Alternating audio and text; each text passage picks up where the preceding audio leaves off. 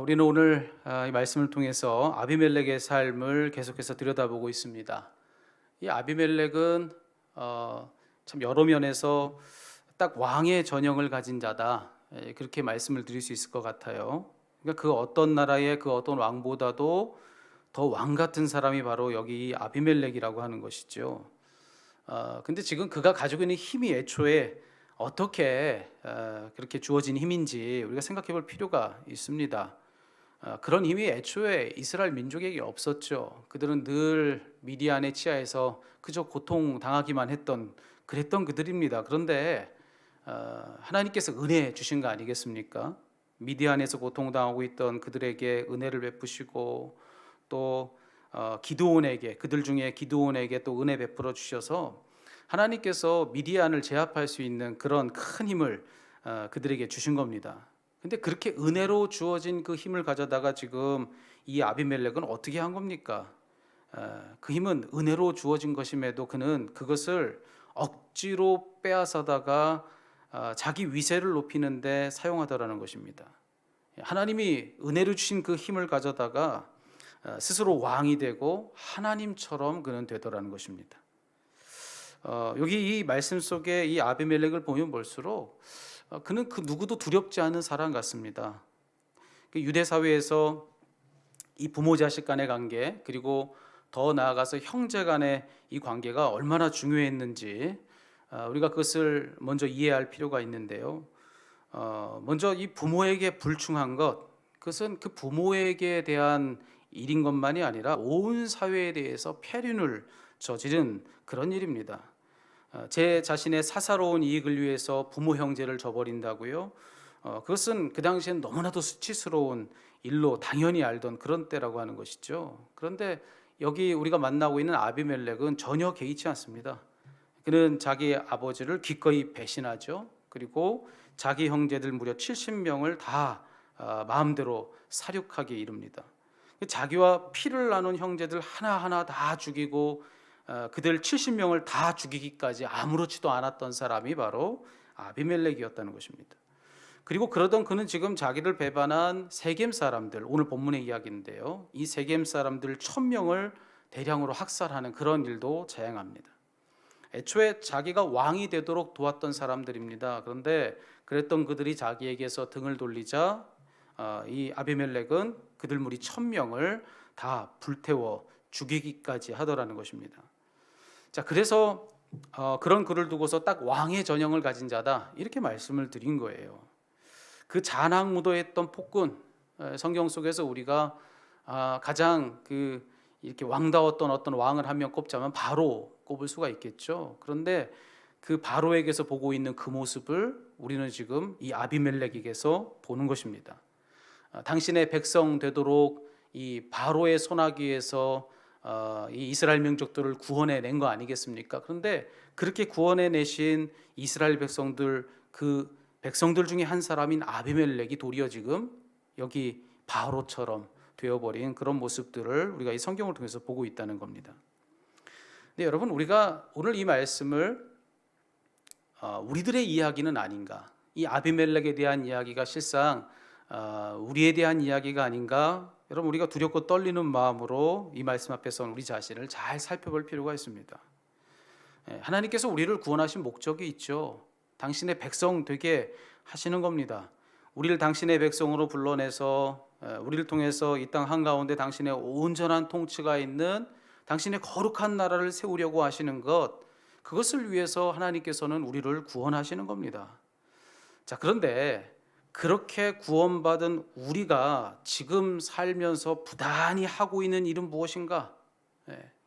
당신의 나라를 세우라고 당신의 백성 되도록 우리를 구원해 내신 건데, 그런 구원을 받은 우리는 실상 그저 내 자신의 왕국을 세우는 그런 일에 그렇게 열심 내고 있는 것은 아닌가.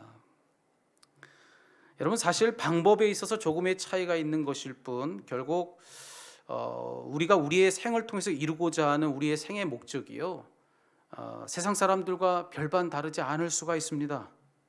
결국 성공적인 삶을 살고 싶은 것, 잘 먹고 잘 살고 싶은 것, 그거 똑같은 거예요. 그 목적은 다 똑같이 가졌는데 그 수단, 그 목적을 이루고자 하는 수단이 그저 신앙일 뿐이라면 여러분, 그런 우리가 아비멜렉과 하등 다를 바가 무엇이겠는가 하는 것입니다. 나는 다르다 이렇게 생각할지 모르겠어요. 나는 아버지를 배반한 적도 없고 내 형제 자매를 죽인 적도 없는데 무슨 소리냐고 그렇게 생각하실지 모르겠습니다. 여러분, 왜 그런 적이 없겠습니까? 여러분, 우리는 우리의 참된 아버지이신 하나님께 얼마나 많이 등을 돌립니까? 그리고 우리와 함께 구원의 목적을 이루도록 같은 사명을 부여받은 우리의 참된 그런 형제와 자매들, 그런 참된 형제 자매된 우리의 다른 모든 영원한 성도들, 여러분, 그 성도들을 배반한 적이 우리에게는 얼마나 많습니까? 그것이 어찌 더 작은 죄라고 할 수 있겠어요? 우리도 역시나 하나님께서 우리에게 베풀어 주신 온갖 은혜를 가지고서 제 왕국을 세우려고 하는 것, 여러분, 그것이 우리들이라고 한다면 우리도 여기 아비멜렉과 별반 다를 바 없는 사람일 수 있다는 것입니다. 근데 여러분, 우리가 꼭 기억해야 돼요. 오늘 말씀을 통해서 우리가 주목해야 되는 건 바로 여긴 이 대목인데요. 우리는 하나님이 얼마나 두려운 분인지를 기억해야 하는 것입니다. 자기 형제 70명을 죽이고 또 1000명의 사람들을 몰살했던 아비멜렉, 참 두려운 존재죠. 하지만 하나님은 어떤 분이신가? 우리 하나님은 그랬던 그 아비멜렉, 참 무시무시한 그 아비멜렉도요, 그저 이름 없는 한 무명의 사람, 그것도 하나 힘없는 한 여인이 던진 이 맷돌에 맞아서 죽게 하실 수 있는 그런 분이시라는 겁니다. 하나님이요. 그런 하나님이 지금 우리 앞에 계시다는 겁니다. 그러니 여러분, 두렵지 않습니까? 하나님은 무슨 방법을 통해서도 어떻게든 심판하실 수 있는 두려운 분이란 그런 이야기를 이 성경이 우리에게 들려주고 있는 것입니다. 우리는 지금 그런 하나님 앞에서 오늘 우리의 삶을 살고 있는 것입니다. 여러분, 그런 하나님 앞에서 당신의 그런 나라를 세우라고 은혜로 우리의 지금의 이 모든 세월을 다 얻어놓고서 여러분, 그런 그 하나님 앞에서 이 기회를 가지고 그저 우리는 우리 왕국을 세우고 있을 뿐이라고 한다면 여러분, 그래도 괜찮은 것일까? 결국에는 우리가 그분 앞에 서서 우리의 삶의 날들을 계수할 그런 날이 반드시 오게 될 텐데, 그런데도 정말로 지금의 우리의 삶이 이대로 그냥 여도 괜찮은 것일까? 여러분, 한번 우리가 이 말씀 앞에서 우리 자신을 돌아볼 필요가 있다는 것입니다. 여러분, 오늘 이 말씀 앞에서 우리 스스로를 정직히 돌아볼 수 있기를 소망합니다. 우리 말씀을 거울 삼아서 우리 자신을 돌아다보고 우리 말씀을 붙들고 돌아서는 것입니다. 그분을 적으로 삼고 사는 것이 얼마나 두려운 일인지를 깨닫고 속히 그분의 편으로 돌아서야 한다는 것이죠. 우리가 세우려고 하는 우리의 왕국, 내가 바라고 소원하는 것들, 결국에는 무너지고 말 그런 허상뿐인 그런 모든 것들, 여러분, 거기에 내고 있는 우리 열심들, 여러분, 이제 그것들 다 내려놓고 우리의 생의 기회를 가지고 영원히 무너지지 않는 그런 실상, 하나님의 나라를 세우는데 전력해야 된다는 것입니다. 여러분, 저는 오늘 말씀을 우리에게 주신 하나님의 뜻이 바로 거기에 있다고 믿습니다.